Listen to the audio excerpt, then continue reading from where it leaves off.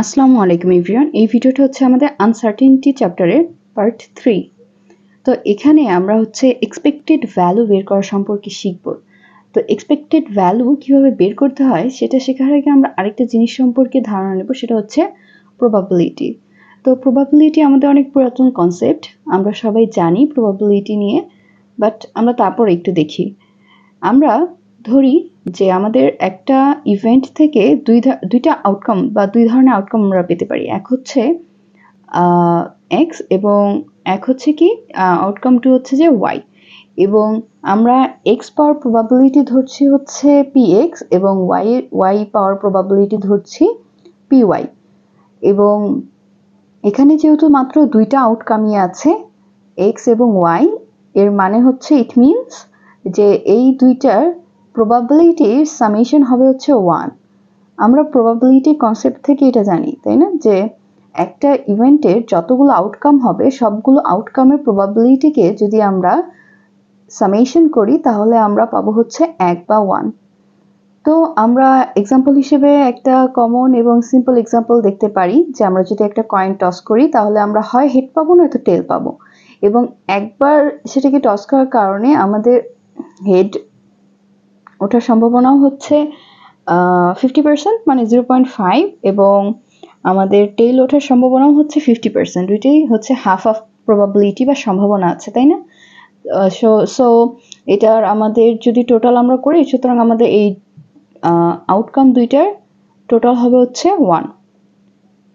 তা আমরা আমাদের এক্সপেক্টেড ভ্যালুর ফর্মুলাতে সরাসরি চলে যাই, যে এখানে এক্সপেক্টেড ভ্যালু সমান হচ্ছে কি P X X P Y Y. এখানে পি এক্সটা হচ্ছে আমাদের যে আউটকামগুলো হবে, একটা ইভেন্টের যে আউটকামগুলো হবে সেই আউটকামের যে প্রবাবিলিটি সেটা হচ্ছে আমরা পি দিয়ে প্রকাশ করছি। আমরা একটু আগেও যেটা দেখলাম যে এক্স এর প্রবাবিলিটি পি এক্স দিয়ে আমরা প্রকাশ করেছি, এবং এখানে ইতে তো আমরা এক্সপেক্টেড ভ্যালুর কথা বুঝাচ্ছি, এবং এক্স আর ওয়াই হচ্ছে আমাদের যে প্রত্যেকটা আউটকামে যে পে অফটা আছে, মানে মনিটারি পলিসি, আমাদের প্রত্যেকটা আউটকামের যেই মানে টাকার মূল্য, টাকায় আমরা প্রত্যেকটা আউটকামকে যেভাবে আর কি টাকা দিয়ে মেজার করতে পারি, এই মনিটারি পলিসিটা মনিটারি ভ্যালুটা, টাকার পরিমাণে আমরা আউটকামটাকে মানে যেভাবে প্রকাশ করতে পারি, যত টাকা দিয়ে বা মনিটারি ভ্যালু দিয়ে প্রকাশ করতে পারি, সেটা হচ্ছে আমাদের এক্স। আমরা যদি এক্সাম্পল দেখি তাহলে আমাদের কনসেপ্ট ক্লিয়ার হবে। যেমন আমরা ধরি যে একটা লটারি হচ্ছে এবং লটারিতে $5 পাওয়ার প্রাইস পাওয়ার প্রবাবিলিটি হচ্ছে 90% এবং $10 পাওয়ার প্রবাবিলিটি হচ্ছে কি 10%। ওকে, তো আমরা যদি আমাদের ফর্মুলা অনুযায়ী এক্সপেক্টেড ভ্যালু বের করতে চাই এখান থেকে, তাহলে আমরা বলবো কি, আমরা প্রথমে কি দেখেছি যে আমাদের যে আউটকামের যেই প্রবাবিলিটি আছে সেটা। তো আমার $5 পাওয়ার প্রবাবিলিটি হচ্ছে 90%, ইট মিনস 0.9% দিয়ে তো আর আমরা ম্যাথ করি না, তাই না? সো 0.9 ইন্টু 5, এবং 5টা কি, 5টা হচ্ছে আমার মনিটারি ভ্যালু, আমার আউটকামের মনিটারি ভ্যালু হচ্ছে এখানে $5, এবং আমার আরেকটা আউটকাম হচ্ছে এখানে $10। সো এটার প্রবাবিলিটি হচ্ছে 0.1। তো আমরা এই পি ওয়াই এর মান বসাচ্ছি 0.1, এবং এখানে হচ্ছে কি ওয়াই এর মান 10। তো এটা থেকে আমরা এক্সপেক্টেড ভ্যালু পাই হচ্ছে 5.5। এরপর দেখি, এখন যদি আমরা ঘটনাটাকে একটু উল্টে দিই, যে আমাদের $5 পাওয়ার সম্ভাবনা হচ্ছে 0.1 এবং $10 পাওয়ার সম্ভাবনা হচ্ছে 90%। তো তখন আমাদের এক্সপেক্টেড ভ্যালু কিরকম আসবে? আমরা যদি ক্যালকুলেশনটা করি তাহলে দেখতে পাই আমাদের এক্সপেক্টেড ভ্যালু আসছে হচ্ছে 9.5। আগে এটার উল্টা যখন ছিল, হ্যাঁ, তখন আমরা দেখছিলাম আমাদের এক্সপেক্টেড ভ্যালু আসছিল হচ্ছে 5.5 এবং এখন হচ্ছে 9.5। এর থেকে আমরা কি বুঝতে পারি? এর থেকে আমরা বুঝতে পারি যে যদি প্রবাবিলিটি চেঞ্জ হয় তাহলে আমাদের এক্সপেক্টেড ভ্যালুর মানও চেঞ্জ হবে। যদি প্রবাবিলিটি চেঞ্জ হয় তাহলে আমাদের এক্সপেক্টেড ভ্যালুর মানও চেঞ্জ হবে। তো আমরা হচ্ছে এখানে এক্সপেক্টেড ভ্যালু দিয়ে আসলে কি বোঝাচ্ছে, এক্সপেক্টেড ভ্যালু কিভাবে বের করতে হয় সেটা তো আমরা বুঝলাম, ফর্মুলাটা দেখলাম, এবং ফর্মুলাটা কিভাবে হচ্ছে কাজ করে সেটাও বুঝলাম, খুবই সহজ। কিন্তু এক্সপেক্টেড ভ্যালু আসলে কি বলে আমাদেরকে, সেটার জন্য আমরা হচ্ছে আরেকটা এক্সাম্পল দেখি, তারপর হচ্ছে আমরা ইন্টারপ্রিটেশনটা দেখবো এক্সপেক্টেড ভ্যালুর। ধরি যে লটারিতে আমার 3টা আউটকাম আসার কথা, তো আমার যদি 3টা আউটকাম আসে, আমি হচ্ছে প্রবাবিলিটি এক একটার হচ্ছে আমার 1/3 করে। তো আমরা এক্সপেক্টেড ভ্যালু যদি বের করি আসে হচ্ছে 185। তো এখন এই 185 বলতে আসলে কি বোঝাচ্ছে? এই 185 হচ্ছে আমার এই লটারিটার ক্ষেত্রে এক্সপেক্টেড ভ্যালু। এর মানে হচ্ছে এখানে বলা হয়েছে যে লটারিটা করেছে তার নাম হচ্ছে জর্জ, এই আর কি। তো এটা আসলে আমাদেরকে বলছে যে এই সেম লটারি, এই যে লটারি, এই ইভেন্টটা যদি জর্জ অনেকবার করে, অনেকবার বলতে মেনি টাইমস, হ্যাঁ, একবার দুইবার না, অনেকবার করে এবং সেম কন্ডিশনে করে, সেম কন্ডিশনে এই লটারিটা যদি অনেকবার খেলা হয়, অনেকবার যদি খেলে জর্জ, তাহলে তার যেই হচ্ছে average monetary payoff per game would approach $185। এর মানে হচ্ছে যে এই লটারিটা, একবার দুইবার না, এই লটারিটা অনেকবার খেলার পরে, হ্যাঁ, অনেকবার খেলার ফলে সেম কন্ডিশনে অনেকবার খেললে তার হচ্ছে জর্জের যে অ্যাভারেজ মনিটারি পে অফটা সে মানে যে সে যেই মানে মনিটারি ভ্যালুটা সে পাবে, সেটা হচ্ছে $185। এখন এর মানে কিন্তু এই না যে সে প্রত্যেকটা সিঙ্গেল লটারিতে, মানে সে যখন সিঙ্গেল বার খেলবে, প্রত্যেক ইন্ডিভিজুয়ালি যখন একবার খেলবে তখন সে $185 পাবে, বিষয়টা কিন্তু একদমই তা না। বিষয়টা হচ্ছে এটা একটা অ্যাভারেজ ভ্যালু আর কি, যে হ্যাঁ এটা কিন্তু আসলে একটা মানে এটা কিন্তু একটা আনসার্টেইন বিষয়, এটা কিন্তু সার্টেইন না যে ও $185 পাবে। আর আমাদের এখানে তো লটারি আউটকামে কোথাও হচ্ছে 185-র কথা বলেনি, তাই না?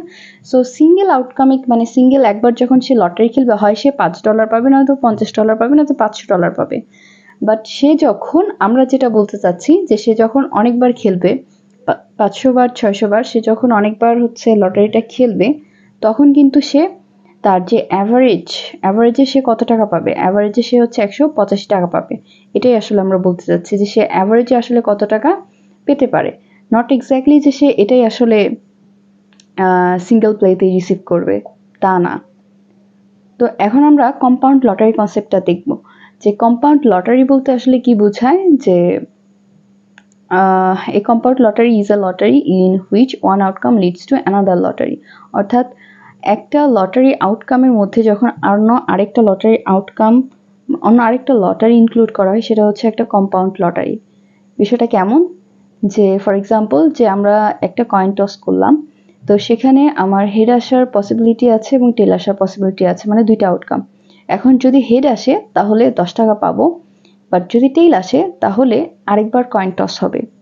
এটি একটা লটারির মধ্যে আরেকটা লটারি, একটা লটারি আউটকামের মধ্যে আরেকটা লটারি আমরা হচ্ছে ইনক্লুড করলাম, এই বিষয়টাকে বলা হচ্ছে কম্পাউন্ড লটারি। এরকম 2টা 3টা 4টা হতে পারে।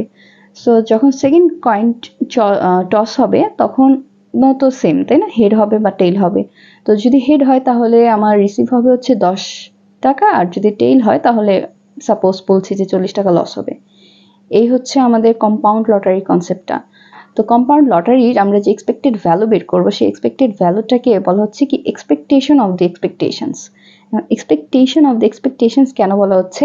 আমরা যখন এটা হচ্ছে এক্সপেক্টেড ভ্যালুটা বের করব তখন আমরা বুঝতে পারবো।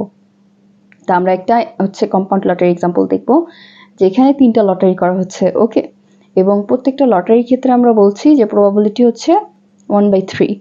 আমরা যদি প্রথম লটারির কথা বলি, প্রথম লটারির ক্ষেত্রে আমরা বলছি যে সবসময় হচ্ছে $0 হচ্ছে গিয়ে রিসিভ করবে, মানে কোনো টাকা রিসিভ করবে না, কোনো লাভও নেই, কোনো লসও নেই। সো আমাদের এক্সপেক্টেড ভ্যালু তো আলটিমেটলি 0ই হবে। লটারি 2 এর ক্ষেত্রে আমরা বলছি যে $0 হচ্ছে $0 প্রবাবিলিটি হচ্ছে গিয়ে 50% এবং $50 প্রবাবিলিটি হচ্ছে 50%। সো আমাদের এক্সপেক্টেড ভ্যালু আসছে 25। এবং আমাদের লটারি 3 এর ক্ষেত্রে আমরা বলছি যে আমাদের $0 ক্ষেত্রে প্রবাবিলিটি হচ্ছে 1/3 এবং 50 ক্ষেত্রে হচ্ছে 2/3। তো আমাদের এক্সপেক্টেড ভ্যালু হচ্ছে এখানে 33.33। তো এখন আমরা কম্পাউন্ড লটারির এক্সপেক্টেড ভ্যালুটা কিভাবে বের করবো? আমরা কিন্তু এই যে 3টা লটারি L1 L2 L3, 3টা লটারির ক্ষেত্রে আমরা 3টা এক্সপেক্টেড ভ্যালু বের করেছি, তাই না? 0, 25, 33.33। ওকে, তো এখন এই কম্পাউন্ড লটারিটার এক্সপেক্টেড ভ্যালু আমরা কিভাবে বের করব? প্রথমে আমাদেরকে প্রশ্নে বলা আছে যে আমাদের প্রত্যেকটা লটারি প্রবাবিলিটি হচ্ছে 1/3। এর মানে আমরা এই এক্সপেক্টেড ভ্যালুগুলোর আবার কি করব? এক্সপেক্টেড ভ্যালু বের করব।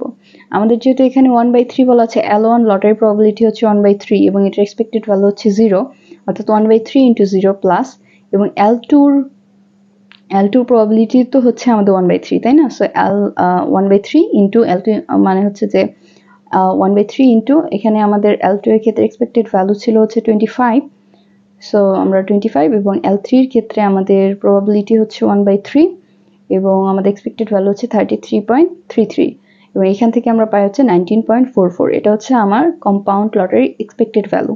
তা আমরা দেখতে পাচ্ছি এটাকে এই জন্যই আসলে এক্সপেকটেশন অফ দ্য এক্সপেকটেশনস বলা হয়েছে, যে আমরা কিন্তু এখানে এক্সপেক্টেড ভ্যালু অলরেডি আলাদা আলাদা করে ইন্ডিভিজুয়ালি এদেরকে বের করেছি, তারপর আবার এগুলোকে একসাথে আমরা আরেকটা এক্সপেক্টেড ভ্যালু বের করেছি, এই জন্য এটাকে বলা হচ্ছে এক্সপেকটেশন অফ দি এক্সপেকটেশনস। ওকে, তো আমরা এখানে কিছু আমি হচ্ছে প্র্যাকটিস প্রবলেম দিয়েছি, এগুলা আমরা যে ফর্মুলাটা দেখেছি ঠিক সেম, এটা জাস্ট নর্মালি দুটো আউটকাম দেওয়া আছে।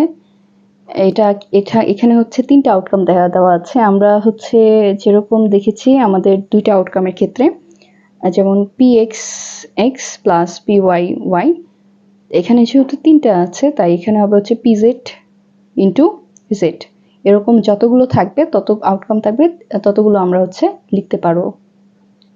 এবং এই প্রবলেমটা হচ্ছে আমাদের কম্পাউন্ড লটারির প্রবলেম, যেখানে হচ্ছে 2টা লটারির কথা দেওয়া আছে এবং নিচে এগুলোর অ্যান্সারগুলো দেওয়া আছে।